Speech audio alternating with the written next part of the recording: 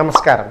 నేను మీ అడ్వకేట్ కోటంరాజు వెంకటేష్ శర్మ. చట్టం ఏం చెప్తుందనే ఛానల్ ద్వారా ఈరోజు మనం ఒక సిరీస్ మొదలు పెడుతున్నాం. ఎన్ఆర్ఐ పెళ్లిళ్ళు చట్టం ఏం చెప్తుంది దాని మీద నెంబర్ 1 ఎపిసోడ్. ఎన్ఆర్ఐ పెళ్లిళ్ళు చేసే ముందర మీరు ఏం చెక్ చేయాలి, ఏం జాగ్రత్తలు తీసుకోవాలి. Number 2 episode. పెళ్లి జరిగే స్థలాన్ని బట్టి మీ జీవితం ఎలా మారుతుంది. Number 3 episode. పెళ్లి జరిగిన తర్వాత విదేశాలకు వెళ్ళిన తర్వాత ఏదన్నా గొడవలు అవుతే ఆ అమ్మాయిని ఇండియా పంపించేసి అక్కడ అమెరికాలో విడాకులు అప్లై చేస్తే మనం ఏం చేయాలి. సరే, పెళ్లి అయింది, అంతా బాగుంది, కొన్నాళ్ళకి మనస్పర్ధలు ఏర్పడ్డాయి, అమ్మాయిని సరిగ్గా చూడట్లేదు. అప్పుడు ఆ అమ్మాయి పిల్లల కోసం తన కోసం మెయింటెనెన్స్ క్లెయిమ్లు ఏ విధంగా విదేశాల్లో ఉన్న అబ్బాయి దగ్గర అడగాలి, చేయాలి, దాని ప్రొసీజర్. ఆఖరిది చివరిది.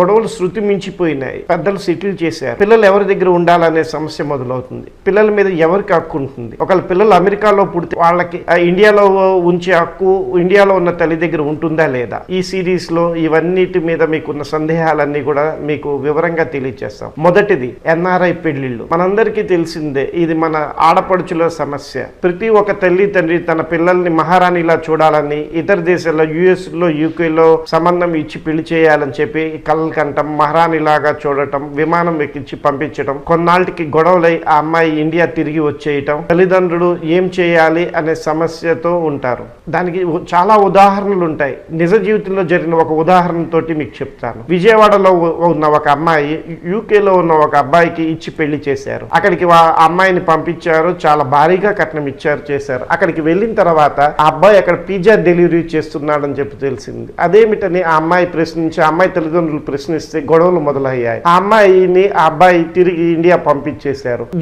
దీనికి కారణం ఎక్కడ ఏర్పడింది? తల్లిదండ్రులు బాధ్యతగా ఎన్ఆర్ఐ సంబంధాన్ని ప్రీ మ్యారేజ్ చెక్ చేయకపోవటం వల్లే జరిగింది. కాబట్టి మన అమ్మాయిని ఒకళ్ళకి ఇచ్చి పెళ్లి చేస్తున్నామంటే చక్కగా స్కూల్లో జాయిన్ చేసేటప్పుడు, కాలేజ్లో జాయిన్ చేసేటప్పుడు ఎటువంటి జాగ్రత్తలు తీసుకుని అన్నింటినీ క్షుణ్ణంగా పరిశీలించేసామో అబ్బాయికి ఇచ్చి పెళ్లి చేసేటప్పుడు కూడా అవే జాగ్రత్తలు తీసుకోవాల్సిన బాధ్యత తల్లిదండ్రుల మీద ఉంటుంది. కాబట్టి పెళ్లి సంబంధం, ఎన్ఆర్ఐ సంబంధం ముఖ్యంగా వచ్చినప్పుడు, చేసినప్పుడు అబ్బాయి వీసా స్టేటస్ తెలుసుకోవటం మన కనీస బాధ్యత. అతనికి H1B వీసా ఉందా, లేకపోతే ఓటీపీ స్టూడెంట్ వీసా మీదే పనిచేస్తున్నాడా అని చెప్పి మనం కనుక్కోవాలి.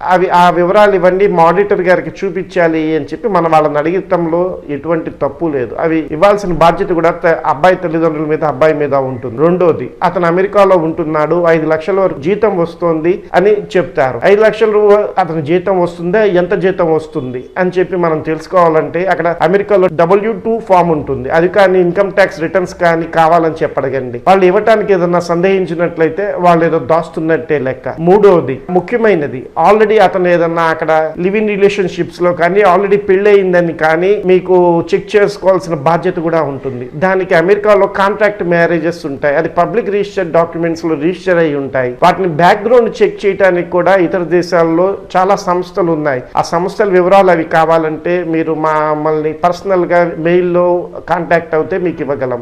అప్పుడు ఆ అబ్బాయి బ్యాక్గ్రౌండ్ చెక్ చేయడానికి ఇతర దేశాల్లో ఆ సంస్థల ద్వారా చెక్ చేయించుకొని చేస్తే లక్షల్లో కోట్లలో కట్నం ఇచ్చే బదులు కొంత తక్కువ డబ్బుతోటి ముందే ప్రీ మ్యారేజ్ చెక్ కనుక మనం చేసుకున్నట్లయితే మన పిల్లలకి మనం ఉజ్వల భవిష్యత్తు ఇచ్చిన వాళ్ళం అవుతాము. కాబట్టి ఈ 3 విషయాలు, మొదటిది ఆ అబ్బాయి వీసా స్టేటస్ ఏమిటి, రెండోది అతని ఆదాయ ఇన్కమ్ వివరాలు, మూడోది అతని సోషల్ బ్యాక్గ్రౌండ్ ఏమిటి, ఈ 3 చెక్ చేసి మన పిల్లల్ని ఉత్తమ కుటుంబంలో ఇచ్చినట్టయితే వారి పిల్లలతో అక్కడ హాయిగా ఉంటారు, ఇక్కడ మనం కూడా చాలా సంతోషంగా మన జీవితాన్ని గడపచ్చు. లేని ఎడల ఈ కోర్టుల చుట్టూ తిరగాల్సిన అవసరం వస్తుంది. కాబట్టి ముందు జాగ్రత్తలు తీసుకొని మీ పిల్లలకి మీరు చక్కటి సంబంధాలు చూసి పెళ్లి చేస్తారు అని చెప్పి నేను అనుకుంటున్నాను. వచ్చే వీడియోలో ఎన్ఆర్ఐ సంబంధం సెట్ అయింది, ఆ అబ్బాయి అమెరికాలో ఉంటున్నాడు, చేస్తున్నాడు.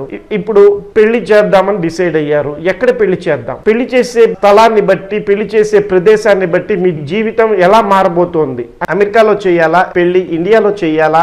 ఈ మధ్య డెస్టినేషన్ వెడ్డింగ్లు పెరిగిపోయినాయి. ఆ డెస్టినేషన్ వెడ్డింగ్లు చేసేటప్పుడు మీరు తీసుకోవాల్సిన జాగ్రత్తలు ఏమిటి, ఏదన్నా ఇబ్బంది వచ్చినప్పుడు అనే దాని మీద నెక్స్ట్ ఎపిసోడ్ లో మీకు చెప్పడం జరుగుతుంది. ఈ ఛానల్లో వచ్చే సమాచారం మీకు ఉపయోగపడినట్లయితే ఎన్ఆర్ఐలు ఎవరైతే మీకు తెలిసిన వారు ఉన్నారో వాళ్ళకి ఇది షేర్ చేయండి. ఎవరన్నా పెళ్లి సంబంధాలు చూసిన తల్లిదండ్రులు ఉన్నారో వాళ్ళకు కూడా దీన్ని షేర్ చేయండి. మీకు ఇందులో కంటెంట్ కనుక నచ్చినట్లయితే లైక్, షేర్, సబ్స్క్రైబ్ చేయటం మర్చిపోవద్దు. వచ్చే ఎపిసోడ్ లో కలుద్దాం. జై హింద్.